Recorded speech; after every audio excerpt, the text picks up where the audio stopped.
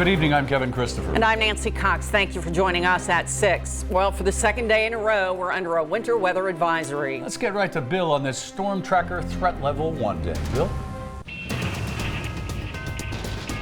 Yeah, but the fun part of this one, totally different type. Yesterday we had the freezing rain and sleet. Today it's a little bit of snow. And little is the operative word here. We are looking at our Kentucky One Health weather by camera, 21C Museum Hotel, Main Street moving along okay.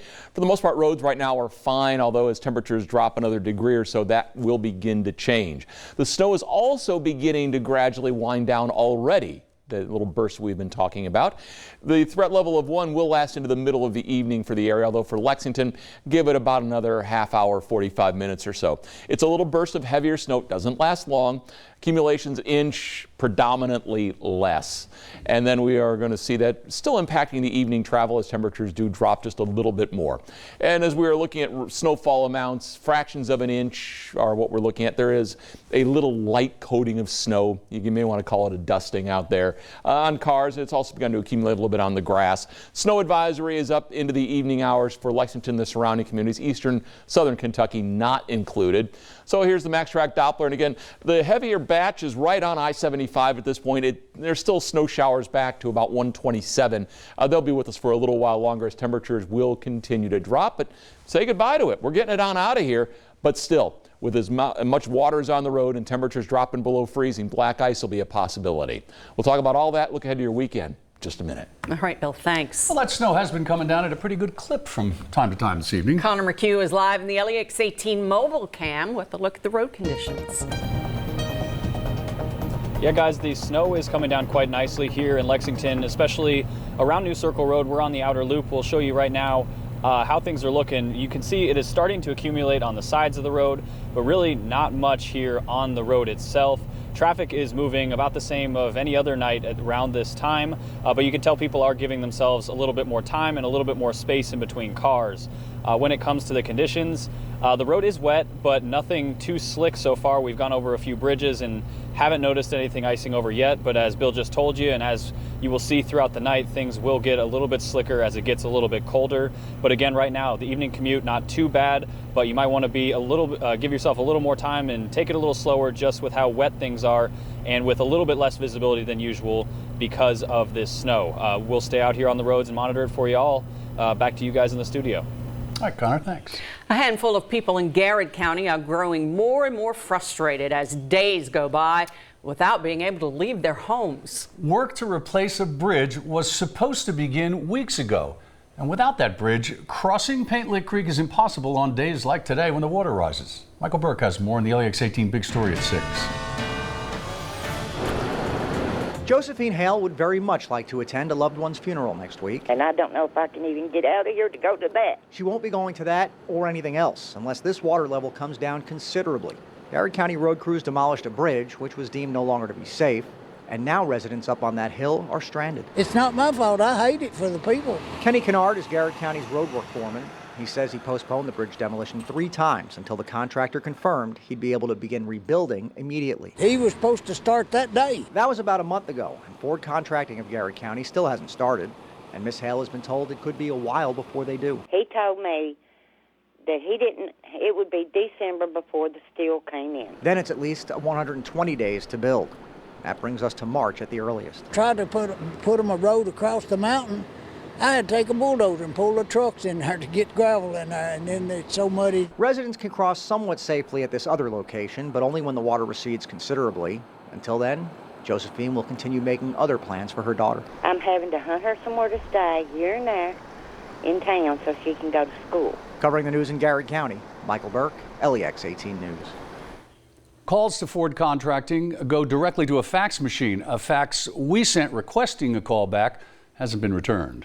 A tree fell onto a historic home in Lexington last night. It was a neighbor's tree that crashed down on the roof of the 3rd floor about 11:30 last night, just above a girl's bedroom.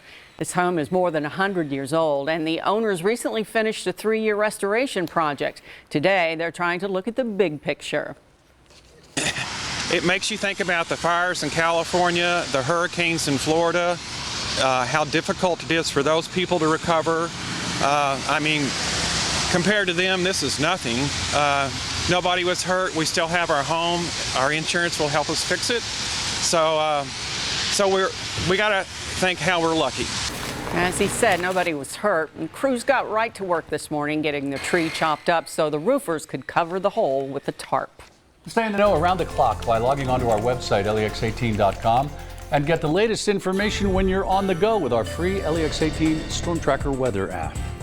In other news tonight, Lexington police say a man shot and killed his older brother this morning. The shooting happened just after 9 a.m. at a home on Crissy Way. That's in a neighborhood near Manowar and Boston Road. Officers were called to the home after someone reported hearing a gunshot. They arrived to find 28-year-old James Coffey shot to death. Witnesses say they saw 26-year-old Timothy Coffey driving away. Police arrested him soon after. I couldn't believe it. And then, like I said, when I saw the crime lab roll up, I told the wife, I said, there's something seriously going on here. Timothy Coffey is charged with murder. Federal hate crime charges have been filed against the white man accused of killing 2 African-American people at a Louisville Kroger. Gregory Allen Bush now faces 2 counts of killing victims based on race, 1 count of trying to shoot someone based on race, and 3 gun charges. Police say Bush shot and killed 69-year-old Maurice Stollard inside the Jeffersontown store on October 24th, then killed 67-year-old Vicki Lee Jones in the parking lot. Lexington police are looking for 2 people wanted in connection with a home invasion, during which the victims say they were robbed at gunpoint. It happened at a house on Withers Avenue near the Lexington Legends Stadium. LEX18's Mike Valenti reports. It seems targeted, but that's a scary thing too. Late this morning, a man who lives at this home on Withers Avenue opened the door for 2 men. Later recounting the experience to LEX18 off camera, he said they asked to use his phone. He responded no, but next thing he knew, there was a gun in his face. That's when he said the 2 suspects, described by police only as black men in their 20s, forced their way into the home and demanded drugs and money. The man said he didn't have any, so the suspects then allegedly pushed him and his mom into a bathroom, and before fleeing the scene, stole 2 guns. I know there's kids around. There's kids across the street. There's kids down the street. They play basketball all the time. That's scary. Robert Lewis has only lived in the neighborhood for a couple months. He and other neighbors tell us the area has a reputation for some seedy activity, but they couldn't fathom an incident like this. Cops have came a few times looking for people that I've seen, but nothing like that.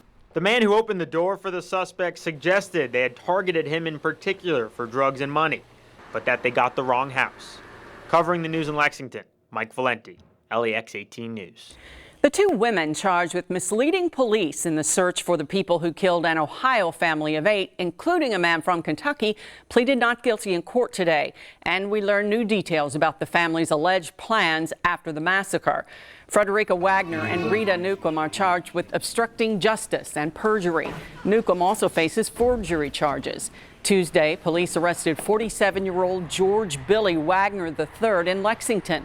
His wife, Angela, and their sons, George and Edward, were arrested in Ohio. The Wagners are accused of murdering the Roden family in Pike County, Ohio, 2 years ago. One of those victims, Gary Roden, was from Greenup County. Today in court, the state claimed Frederica Wagner met with the murder suspects, discussing how they would retaliate against each other if anyone confessed, and against the sheriff, attorney general, and others if any of them was arrested. 76-year-old Frederica Wagner was a former Sunday school teacher and hasn't had so much as a traffic ticket all her life.